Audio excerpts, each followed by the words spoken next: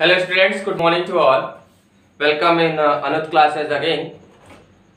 Anup classes में एक बार फिर से आपका स्वागत है और मैं अनुपम दीक्षित, आपका physics teacher.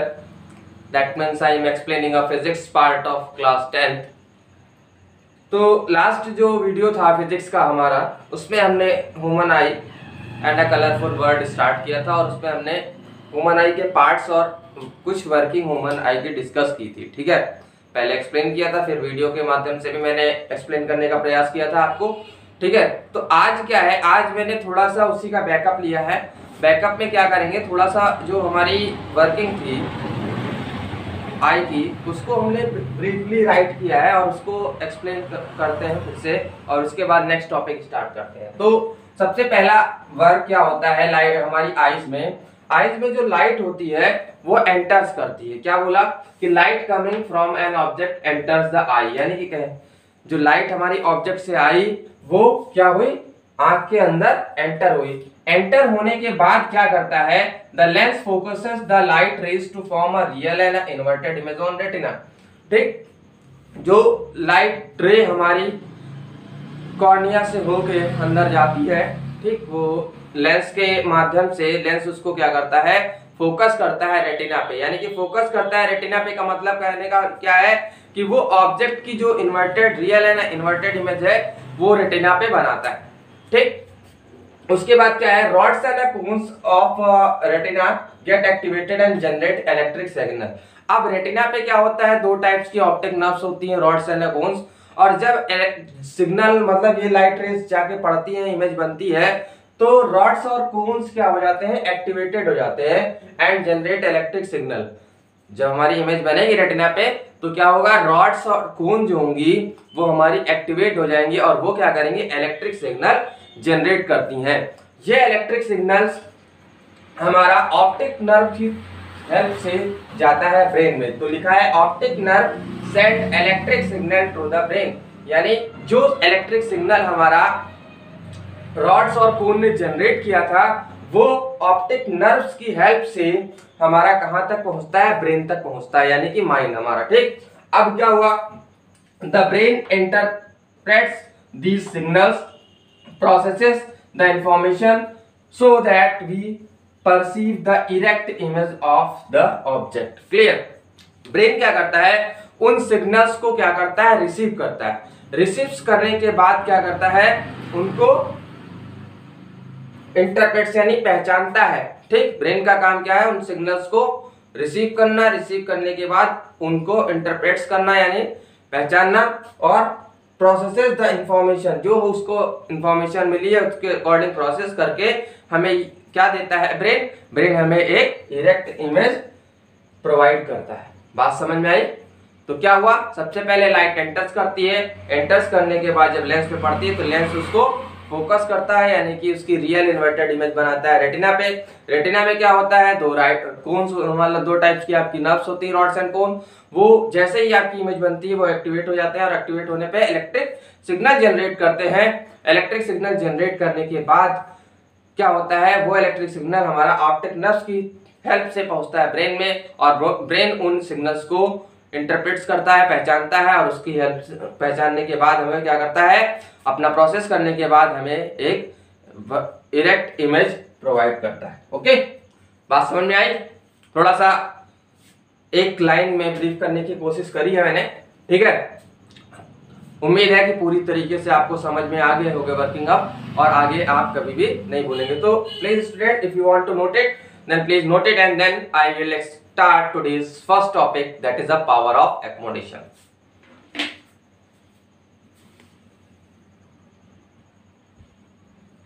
Okay students, so the topic is the power of accommodation. ठीक है, अब power of accommodation आखिर क्या होता है, हमने आई बताया, आई के पार्ट्स बताए, वर्किंग बताई, तो उससे हमें क्या अंदाजा लगा, जो हमारी आई होती, ह्यूमन आई होती है, वो क्या करती है, उसका एक वर्किंग होता है, यानी उसका एक नेचर होता है कि वो चाहे आप कितनी भी दूर इमेज आपका ऑब्जेक्ट हो उसको भी पहचान लेता है, और कितना नजदीक हो उसको भी पहचान लेता है. ठीक है, तो कहता है कि one of the remarkable property of the eye is ability to observe distinctly object located anywhere from about 25 centimetre to a large distance, यानी कि 25 सेंटीमीटर से लेके जो है लार्ज डिस्टेंस तक का कोई भी ऑब्जेक्ट अगर है उसको बहुत आसानी से पहचान लेता है।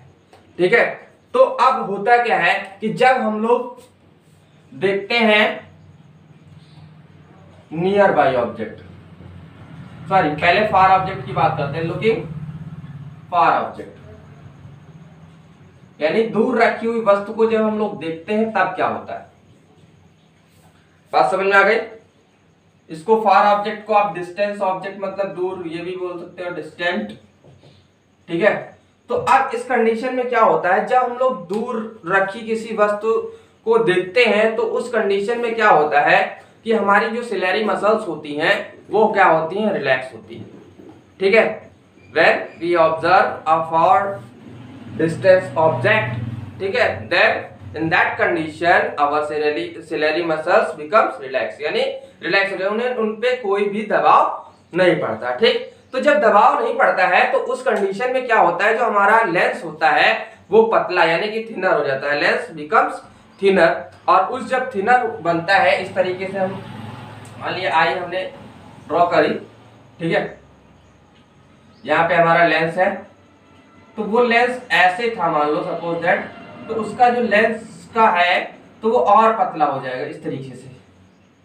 ठीक है, बात समझ में आ गई? तो वो पतला हो जाएगा यानी कि थिनर हो जाएगा। जब पतला हो जाएगा लेंस हमारा, तो उस कंडीशन में क्या होगा कि when the lens becomes thinner than it's a focal length increases. ठीक, तो उसकी फोकल लेंथ क्या करेगी, इंक्रीज करेगी, और फोकस लेंथ इंक्रीज करने के बाद यहाँ पे मान लो कोई ऑब्जेक्ट रखा हुआ है तो उसकी इमेज जाके रेटिना पे आराम से बन जाती है। ठीक है, ये तो बात हो गई हमारी इसकी, जब हम लोगों ने फार ऑब्जेक्ट यानी डिस्टेंस ऑब्जेक्ट को देखा। ठीक, अब looking at a near by object, looking at near by object, यानी कि जब हम पास रखी किसी वस्तु की बात करते हैं तब क्या होता है, जब हम लोग नियर बाई ऑब्जेक्ट को देखते हैं तो उस कंडीशन में हमारे क्या होता है, जो सिलेरी मसल्स होती हैं वो कॉन्ट्रैक्ट होती हैं, यानी कहने का मतलब सिकुड़ती हैं। ठीक, और सिकुड़ने पे क्या होगा, जो ये लेंस था अभी इस कंडीशन में पतला हो गया था, उस कंडीशन में थिकर यानी कि मोटा हो जाएगा। ऐसे हो जाएगा, उसको भी देख लेते हैं। ठीक है, तो उस कंडीशन में क्या हुआ, ये लेंस पतला था और उस कंडीशन में क्या होगा, और ये मोटा हो जाएगा। बात समझ में आई? ठीक, इस तरीके से ड्रॉ करने की कोशिश करी मैंने फिगर को। ठीक है,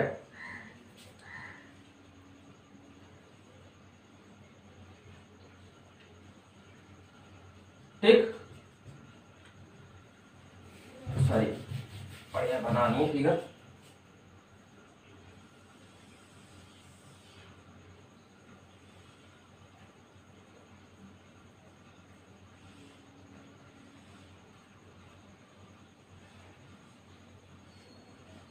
ठीक, तो उस कंडीशन में जब ये हो गया मोटा, ठीक, नजदीक की वस्तु हमने देखी तो हमारी सिलेरी मसल्स क्या हुई, सिकुड़ी यानी कॉन्ट्रैक्ट हुई, और कॉन्ट्रैक्ट होने पे क्या होगा, जो साइज ऑफ लेंस है वो बिकम्स क्या हो जाएगा, थिकर।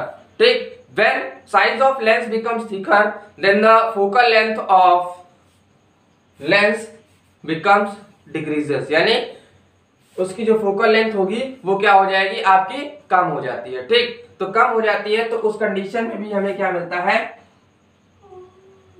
इसकी इमेज जो है वो रेटिना पे मिल जाती है। ठीक है, तो कहने का मतलब यह है कि इन दो पॉइंट्स में हमने क्या देखा, पहले देखा ये कि अगर हमारा दूर रखा है तो उस कंडीशन में हमारी फोकल लेंथ इंक्रीज करती है। क्यों? क्योंकि सिलेरी मसल्स हमारी रिलैक्स रहती है। ठीक, तो लेंस हमारा अपनी फोकल लेंथ को इंक्रीज कर लेता है। ठीक है, उसके बाद जब नजदीक रखा, सिलेरी मसल सिकुड़ी यानी कॉन्ट्रैक्ट हुई, तो भी उसने क्या किया, अपनी जो फोकल लेंथ है उसको डिक्रीज कर लिया और उसने हमें रेटिना पे इमेज प्रोवाइड कर दी। तो अब क्या है, इसी से एक कंक्लूजन निकला कि the ability of eye lens to adjust the focal length, यानी आई लेंस की जो एबिलिटी है फोकल लेंथ को एडजस्ट करने की, so as we formed so as we see the object when it is placed at a far distance, or I can say that when it is placed at a nearby. ठीक, so the ability of, what is the definition of a power of lens? I write definition. If you want to draw this figure, then please note, please draw it.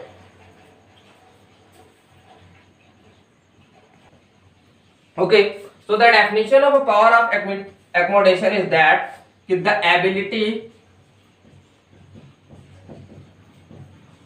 of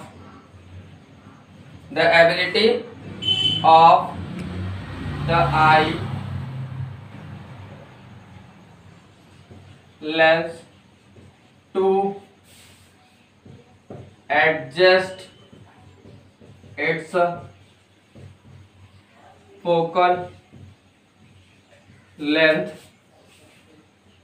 so the ability of a eye lens to adjust its focal length so as to see the object placed at anywhere is called power of accommodation। ठीक है, बात समझ में आ गई students कि eye lens की ability जिसके through वो अपनी फोकल लेंथ को एडजस्ट करता है, इंक्रीज करता है और डिक्रीज करता है, जिससे हम कहीं पे भी रखे हुए ऑब्जेक्ट को देख सकते हैं, वो हमारे क्या कहलाती है, पावर ऑफ एक्कोमोडेशन कहलाती है। ठीक है, सो फटाफट इसे नोट कर लें। Okay students, next point of human आई। अभी मैंने क्या बताया, पावर ऑफ एक्कोमोडेशन बताई आपको। पावर ऑफ एक्कोमोडेशन में यही बताया कि जो आई लेंस है वो अपनी फोकल लेंथ को एडजस्ट करता है, जिस एबिलिटी से वो अपनी फोकल लेंथ को एडजस्ट करता है वो हमारी क्या कहलाती है, पावर ऑफ एक्कोमोडेशन कहलाती है। उसके बाद हमें दो पॉइंट्स ये डिस्कस करने कि नियर पॉइंट और फार पॉइंट क्या होता है। तो नियर पॉइंट वो ये होता है कि मिनिमम डिस्टेंस होती है, कि वो मिनिमम डिस्टेंस की जहां पे ऑब्जेक्ट रखा हो और हम आसानी से उसको देख सके। तो वही बोला कि the minimum distance at which object can be seen most clearly without strain is called the least distance vision और नियर पॉइंट, यानी कि आंख के सामने वो मिनिमम डिस्टेंस कि जहां पे हम ऑब्जेक्ट को रखें और बिना किसी स्ट्रेन यानी कि तकलीफ के हम लोग उस ऑब्जेक्ट को देख सकते हैं, वही मिनिमम डिस्टेंस हमारी क्या कहलाती है, नियर पॉइंट कहलाती है। ठीक है, तो एक अगर ह्यूमन बीइंग्स है स्वस्थ, ठीक है, तो उसके लिए जो हमारा नियर पॉइंट होता है, ठीक है, वो ये होता है 25 सेंटीमीटर। बात समझ में आ गई। नॉर्मल आई जो हमारी रहती है ह्यूमन बीइंग्स की, उसके लिए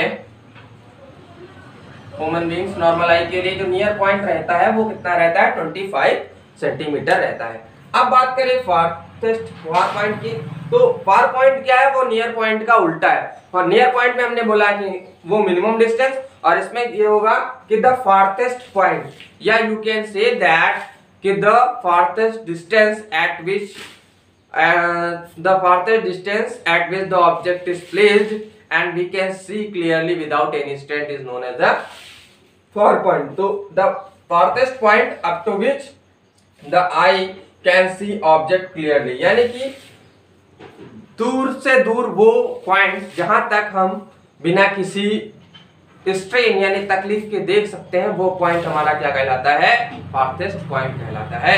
और जो नॉर्मल आई रहती है हमारी, उसका फारथेस्ट पॉइंट जो हमारा रहता है वो क्या रहता है, इन्फिनिटी। इन्फिनिटी क्या होती है दोस्तों, इन्फिनिटी वो पॉइंट्स होता है जिसको हम मेजर ना कर पाए। बात समझ में आ गई?